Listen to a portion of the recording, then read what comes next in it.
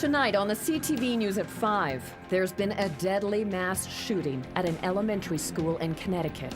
Well, we found there was all these people, and we found out because there was right near the window in our classroom, and we saw police officers, and we heard them on the roof and in our building. Plus, remembering Tanner, Mitch, and Tabitha, a memorial for the victims of a horrific murder-suicide. And it's been almost a year since a Lethbridge man went missing in downtown Vancouver.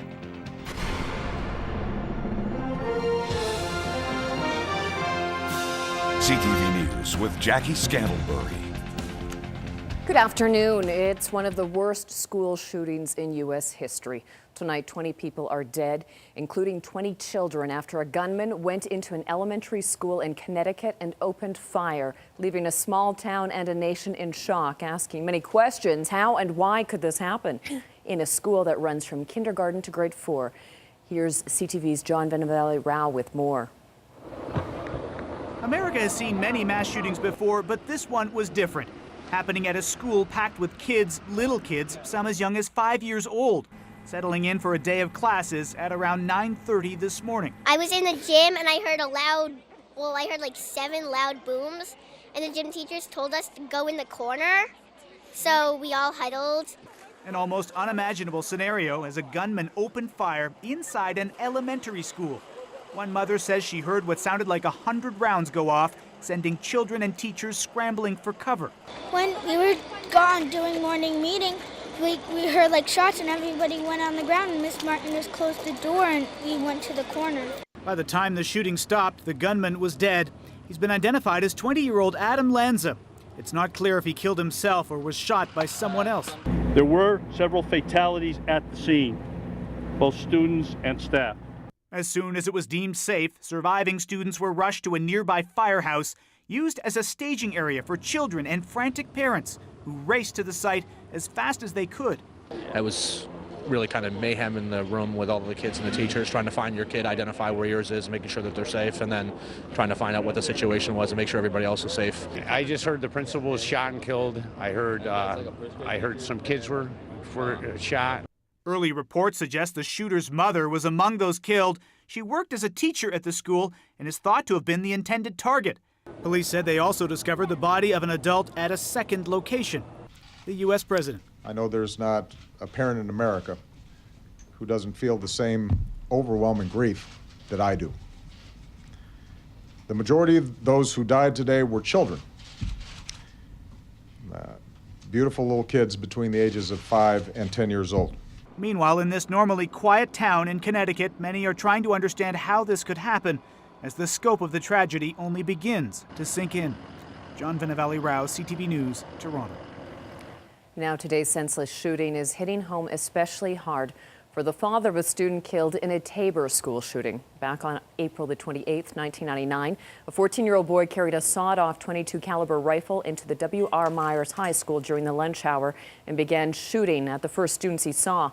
17-year-old Jason Lang was killed and another student seriously injured. It happened just 8 days after the Columbine High School massacre in Colorado, and the shootings marked a pivotal change in Canadian attitudes towards violence in schools. More than 13 years later, Jason Lang's father, Reverend Dale Lang, says his thoughts and prayers are with the families in Connecticut.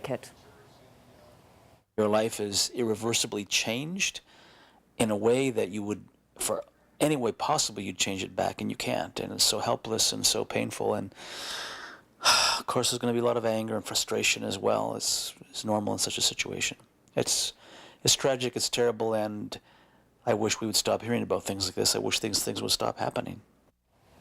Now, Lang says these incidents affect more than just the families involved. Coming up on our news at 6, Karen Owen gives parents suggestions on how you can talk to your children about today's tragedy.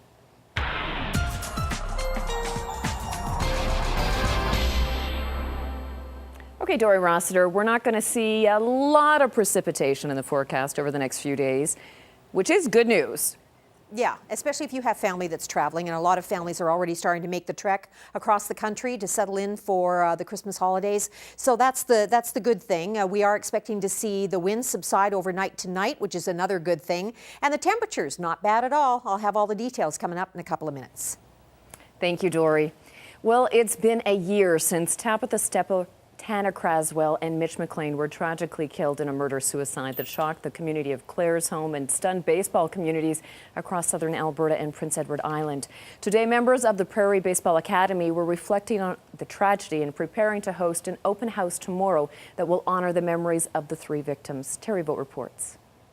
It's actually Tanner's birthday today. And Prairie Baseball Academy coach Todd Hubka says the tweet started very early this morning. Players and friends from across Canada posting birthday messages for Tanner Craswell, who would have been turning 23. Well, just reading those tweets this morning, starting to, bring back memories of, why they were in the bar that night and, celebrating Tanner's birthday. And so it's tough. It was a year ago that Craswell, his best friend and teammate Mitch McLean, along with friend Tabitha Stepple, were gunned down in a horrific murder-suicide near Claresholm.